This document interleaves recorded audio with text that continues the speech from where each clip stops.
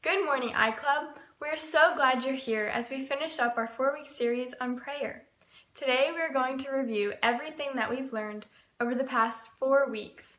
The first week we focused on a prayer practice from Psalms 103. This practice was new for just about all of us, and it's a practice that focused on reading. You read a passage 3 times, and then you contemplate on a word, phrase, or image that stuck out to you. This kind of prayer practice has a specific structure, so it works well for those of you who like structure. In week 2, we learned about a practice that was completely the opposite.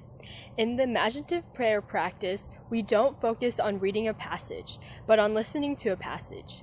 This practice is all about listening and using our creative minds to imagine what it would be like to be in a story from God's Word.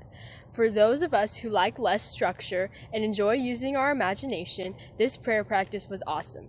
This prayer also includes finding a quiet place and finding a prayer posture.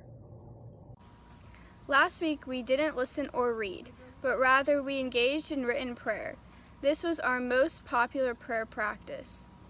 Here we learned from David in Psalm 51 what written prayer looks like, but more specifically we focused on writing confession prayer. There are lots of different types of written prayer.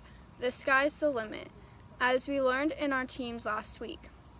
We can write prayers of praise, questions, petitions, honesty, sadness, forgiveness, and so much more. This week's prayer practice is called Examine. The examine helps us look back on our day in order to grow into mature believers.